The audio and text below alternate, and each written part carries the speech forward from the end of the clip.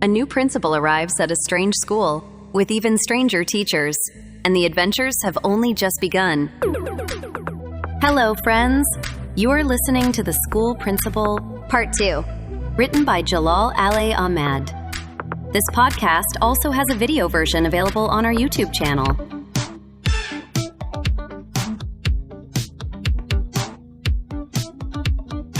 The supervisor was a stout young man who spoke loudly, gave orders easily, had a commanding presence, and had allied himself with the bigger, tougher students who managed things themselves.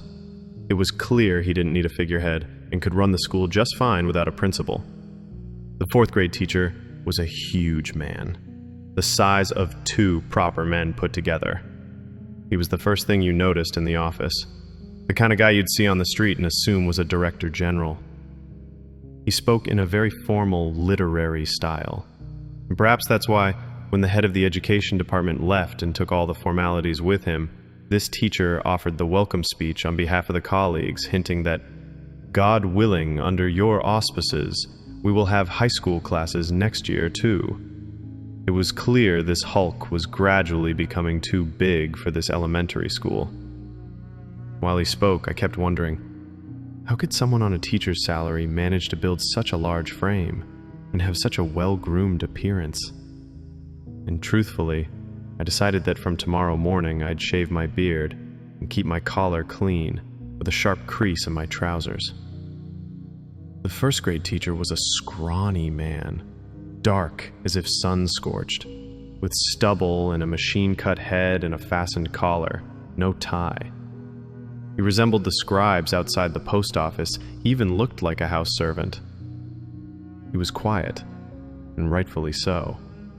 One could guess that such a man only dared to speak in a first-grade classroom, and even then, only about letters like Aleph with a hat, or sad, and things like that.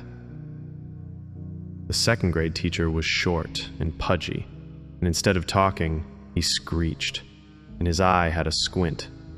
And that first day, I managed to figure out where he was looking when he talked to someone.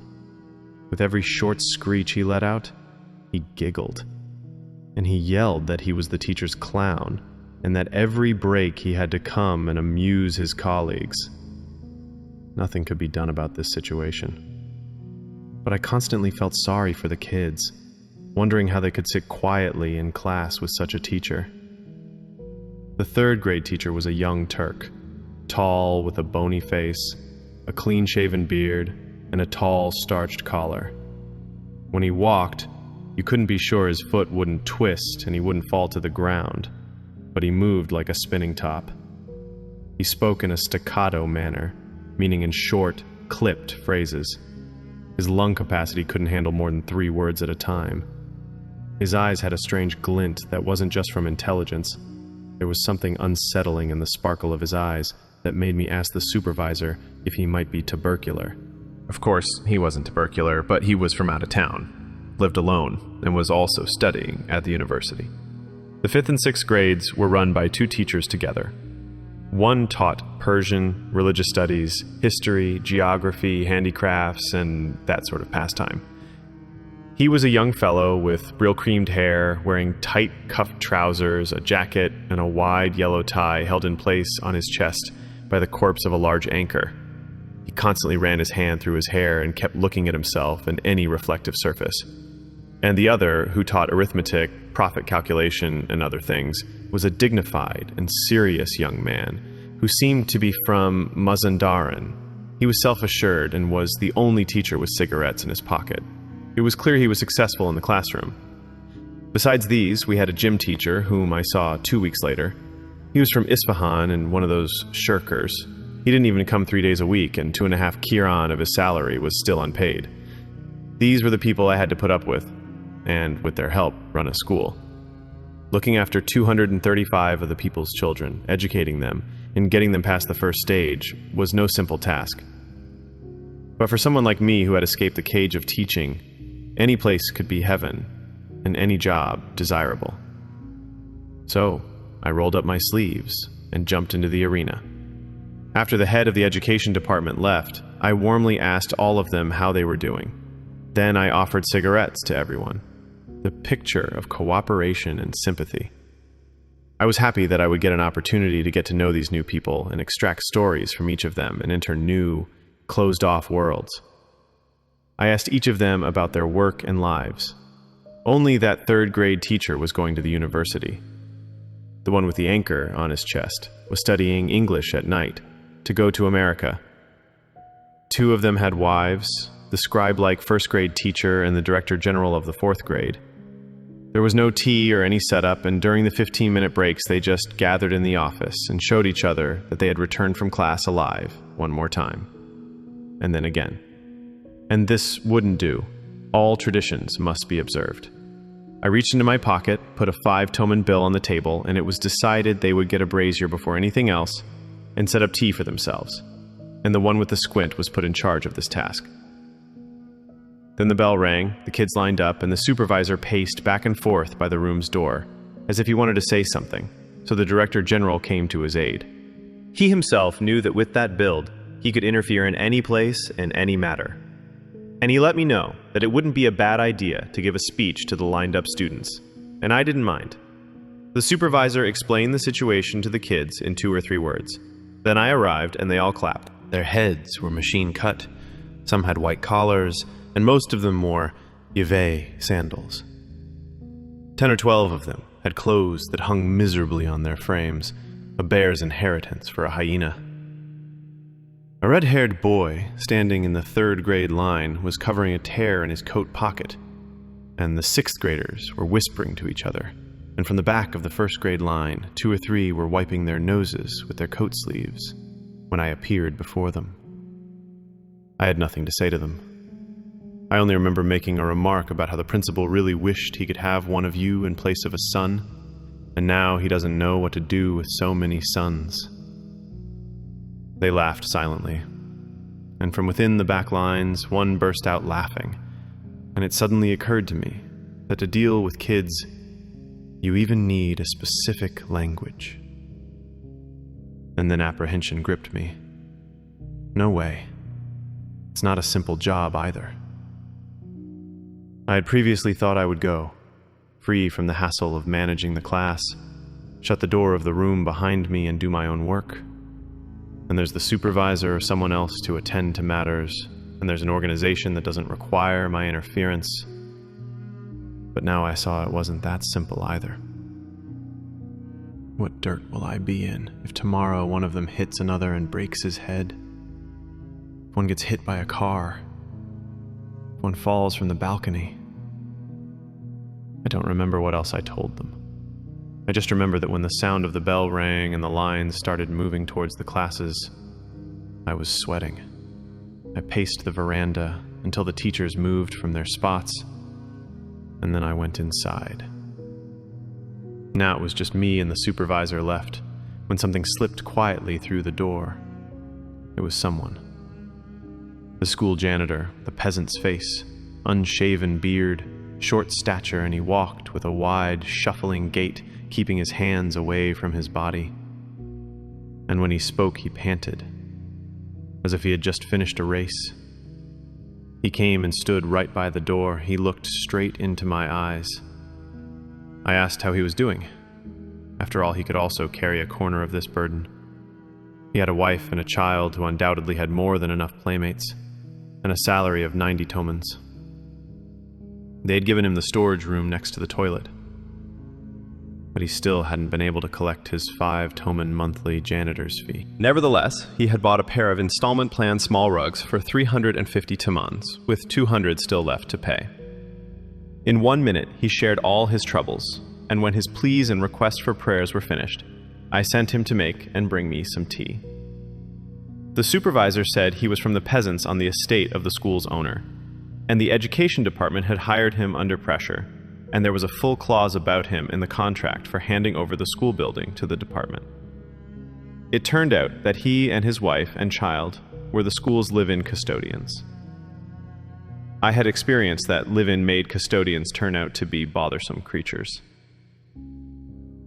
I said just this to the supervisor, which opened the floodgates of his complaints about how ungrateful she is and how cheeky, and she has stood up to the teachers 100 times so far, and other such insults.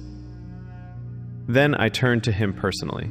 He had graduated from the preliminary normal school last year. He had worked for 1 year in Garmsar and Karaj and had come here this year. His father had 2 wives. From the first, 2 sons, both of whom turned out to be knife-wielding thugs.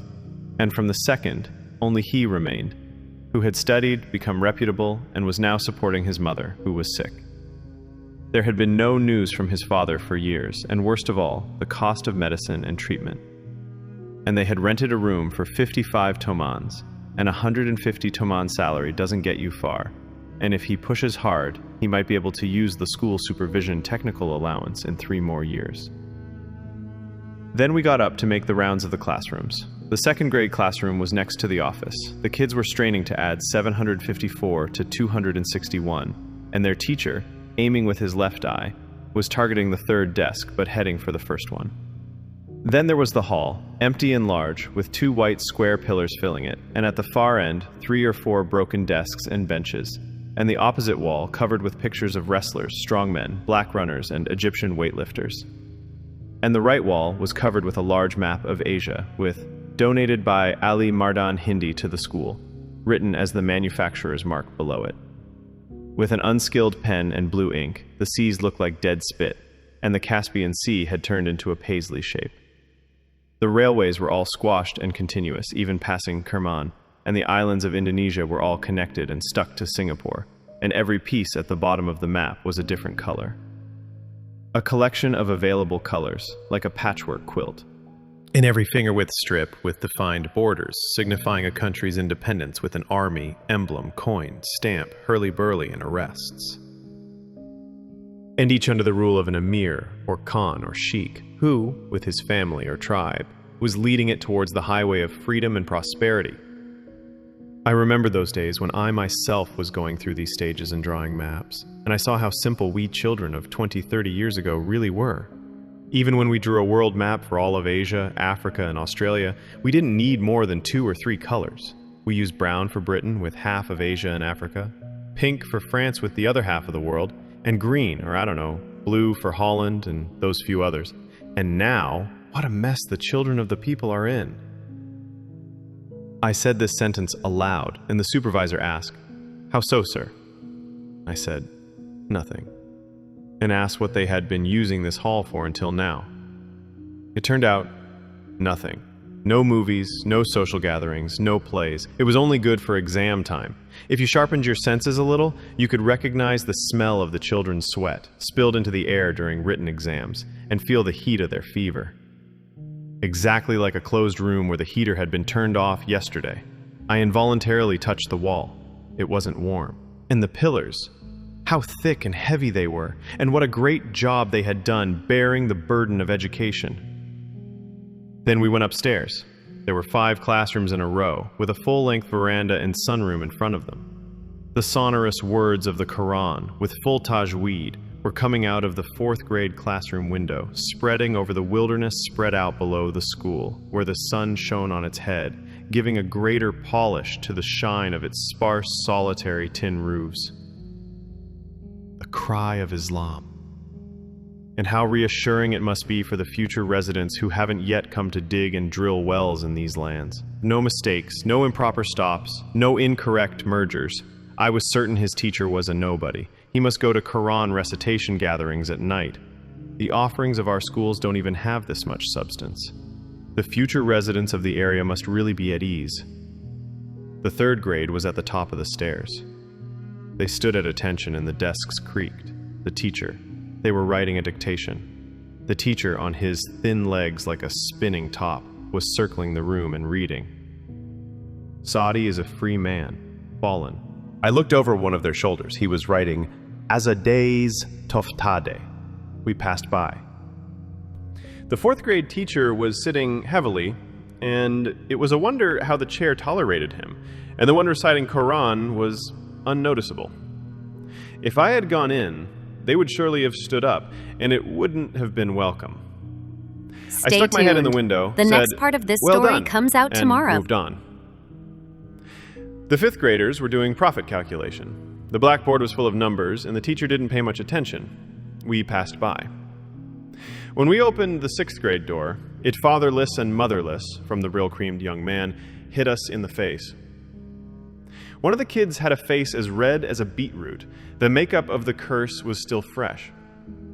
They were having Persian reading. The teacher had his hands in his pockets, his chest puffed out, and he began to complain. "Principal, sir, there's just no friendship among them. They want a thrashing. Just see, sir, with what sincerity I cut him off, emphasizing the 'ot', sir. You are absolutely right. This time, please excuse me. They shouldn't be bad kids." And we came back out. After the 6th grade, there was a long, narrow little room. It had a door and window facing south, like all the other rooms, and a large window facing north. This must be my future room, with a desk and a cupboard, both empty. It couldn't be better than this. Quiet, sunny, out of the way. If you closed the door, you couldn't even hear the Quran, let alone the noise of the kids in the yard. The teachers, if they have any business, are too tired to climb all these stairs. I decided on it, and we came back down. In the middle of the yard was a large, shallow pool, the only part of the building where consideration had been given to the children, both tall and half-pint. The upper part of the yard had a volleyball net, with 2 or 3 holes patched up with wire, and a high wall surrounded the yard, just like the Great Wall of China. A high barrier against the possible escape of education. And at the end of the yard, the toilet, the janitor's room next to it, the coal shed, and then a classroom. 1st grade. And the teacher was having a student recite, "Water, Father," from the blackboard. We checked the toilet. When you went in, 2 steps went down, then a corridor to the far wall, and on the left, 5 toilets. All without doors, roofs, or partitions between every 2. The bottom of the pits was visible, and so wide that even a cow would fall in. Around the mouth of each pit, water had pooled, and signs of the children's fear of falling into such black holes were everywhere in the corners. I glanced at the supervisor, who was following me step by step. He said, "It's become a real problem, sir. We've written 100 letters to the building department so far, sir. They say we can't spend government money on someone else's property." I said, "They're right too. Cultural property shouldn't be this filthy." And we laughed. That was enough. We came out. Right there in the yard, to catch our breath, I asked about the financial situation, budget, and such things for the school. Each room had a 15 rial monthly cleaning fee, for brooms, gunny sacks, chalk, etc. They had even counted the hall as 2 rooms, so it was now 11. Stationery and notebooks were provided by the education department. They also had 25 tomans a month for drinking water, which still hadn't been collected. The heaters were wood-burning last year and should be converted to coal this year, 3 tomans each for installation. There was also a 30 toman monthly school petty cash fund, which had apparently evaporated like the water money, and it was already the 2nd month of the year. Laid up on. I let him know I didn't have the patience for these things and summarized my reason for becoming principal for him, saying I was willing to give him all authority. Just pretend like a principal still hasn't arrived. The school seal should also remain with him. Of course, I didn't know him yet, but I had to have a supervisor eventually, and who better than him? Who had run the school without a principal for 2 months before me, and had graduated from the normal school and knew what education was and all that jazz. I'd heard that principals usually choose their own supervisors, but I neither knew anyone nor had the patience for it. I had even gotten my own appointment with difficulty. We had cleared the air. We had dug up our stones. We went to the office and drank the tea the janitor had made from his own supplies until the bell rang, and rang again. I took a look at the students' files. Each consisted of 2 sheets of paper, a copy of a birth certificate, a smallpox vaccination certificate, and the occasional report card from previous years. That's it. And from these 2 or 3 sheets of paper, I learned that the children's parents were mostly farmers, gardeners, and laborers. Before they rang the final bell and school let out, I came outside. It was far too much for the first day. The next part of this story will be uploaded tomorrow. What you will hear in the next episode. It was the morning of my first day as a school principal, and 3 teachers were late. But their tardiness would be the least of my problems that day. On this channel, we share Iranian poems, stories, and podcasts in different languages for you. If you are interested in Iranian literature, culture, and tales, this is the best place for you.